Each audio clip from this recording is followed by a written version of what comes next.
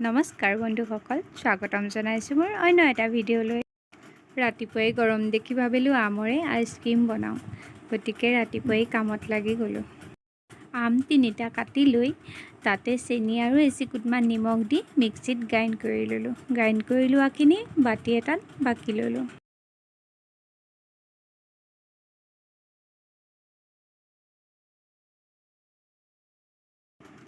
পৰিমাণ অনুযায়ী আমুল পাউডাৰ অকণ দি ভালদৰে লৰালোঁ।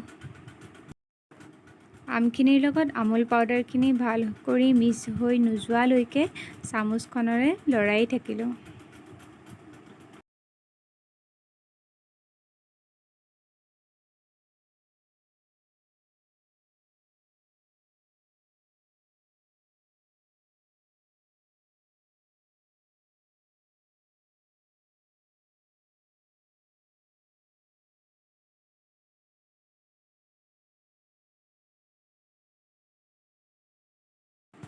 মিশ্ৰণখিনি ভালকৈ হৈ যোৱাৰ পাছত ইয়াতে অকণমান চাট নিমখ দি দিলোঁ।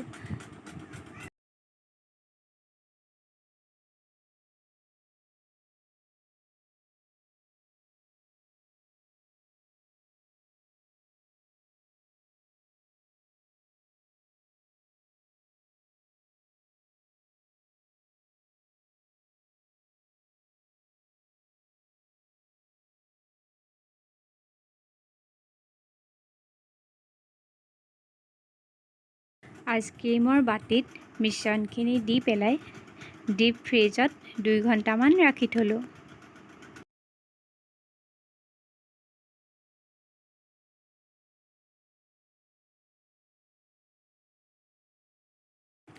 আমকেইটা ঘৰৰে আছিলে, সেইকাৰণে চেনিৰ পৰিমাণটো অলপ কম কৰি দিছোঁ। আমকেইটা মিঠাই।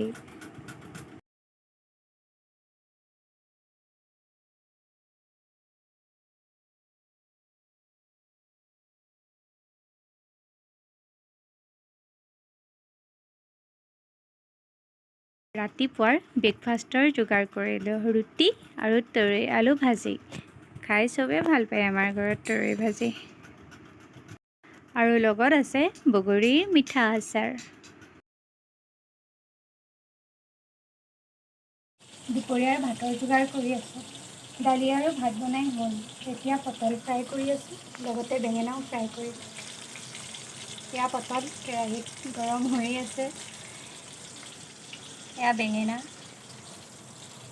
ৰাতিপুৱা মা ফুৰিব গৈছিল। ফুৰিবলৈ গৈ বাটৰ পৰা বকুল লৈ আহিছে। বকুল ফুলৰ গোন্ধ বহুত ধুনীয়া লাগে। সঁচাকৈ বকুল ফুলৰ গোন্ধ পালে একোৱেই নালাগে ৰাতিপুৱা আৰু। ফ্ৰিজত ৰখা আইচক্ৰীমকেইটা ৰেডি হ'লনে চাওঁ, আহকচোন বাৰু।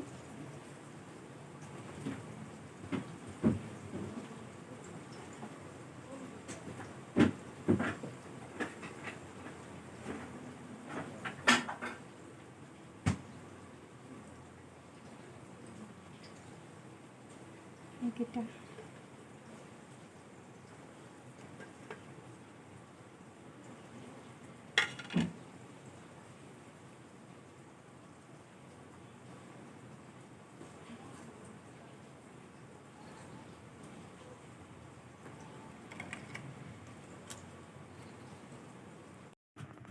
আজি আমাৰ নিৰামিষ ভাতৰ থালিখনত আছিল ভাত, দাইল, পটল, ভাতকেৰেলাৰ ফ্ৰাই, বেঙেনাৰ ফ্ৰাই, তৰৈ আলু ভাজি, নেমু আৰু এটা পকা জলকীয়া।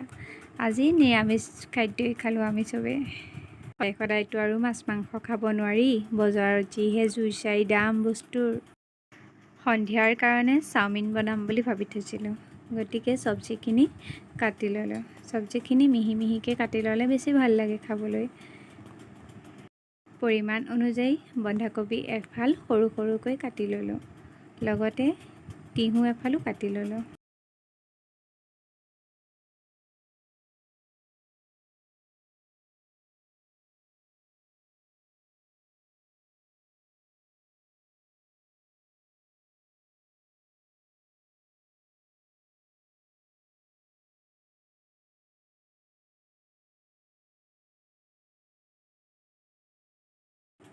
চাওমিন 2 পেকেট চচপেন এটাত উলিয়াই লৈ পেলাই পানী দি গেছত সিজিবলৈ উঠাই দিলোঁ।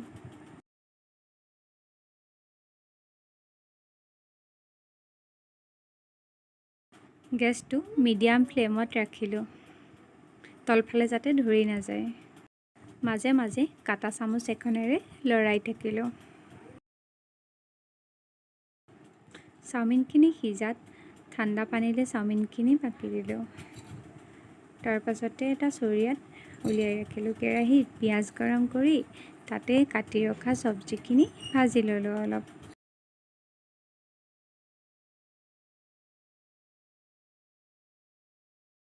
পৰিমাণ অনুযায়ী অকণমান ৰং গুড়া আৰু কেইটামান কেঁচা জলকীয়া কাটি দিছোঁ।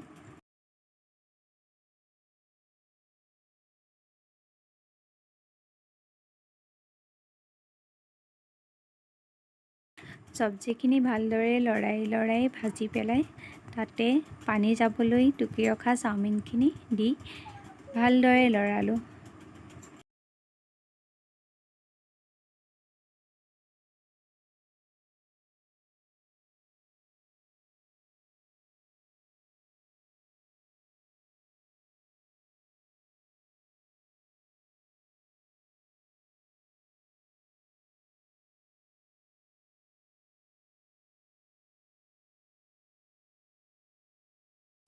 পৰিমাণ অনুযায়ী চয়া চচ দি পেলাই চামুচখনেৰে আকৌ লৰালোঁ।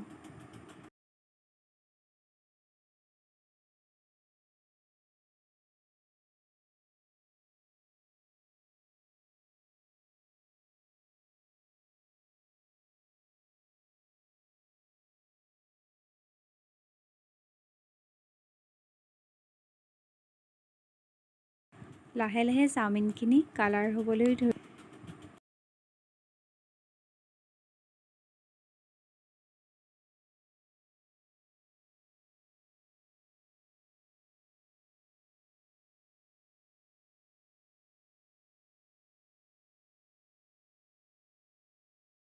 চাওমিনখিনি বেলেগ এটা পাত্ৰত কাঢ়ি ৰাখি পেলাই কেৰাহীত অকণমান তেল দি এটা ডিম ভাজি ল'লোঁ।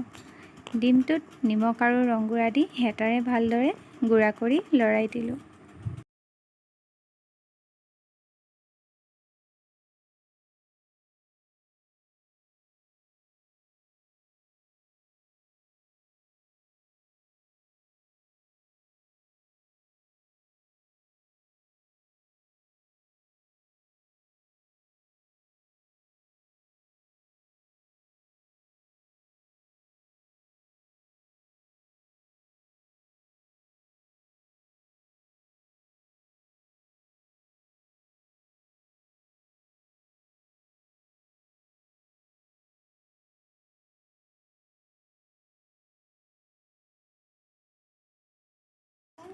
ডিমখিনি ভাজি হোৱাত তাতে কাঢ়ি ৰখা চাওমিনখিনি দি দিলোঁ।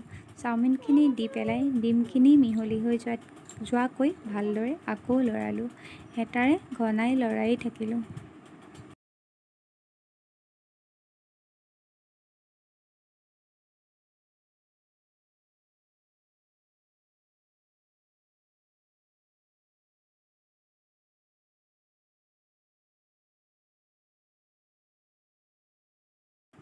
ভালদৰে চাওমিনখিনি ভাজি হোৱাত ইয়াতে টমেটো চচ দি আকৌ লৰালোঁ।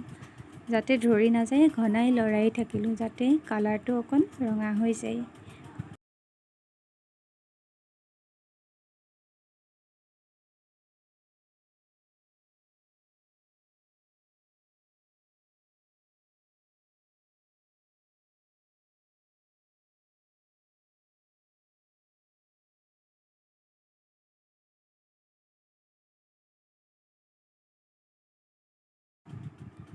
অকণ সময়ৰ পাছতে চাওমিনখিনি ৰেডি হৈ গ'ল। এয়া চাওকচোন বাৰু, ভাল লাগিছেনে বাৰু কালাৰটো দেখি?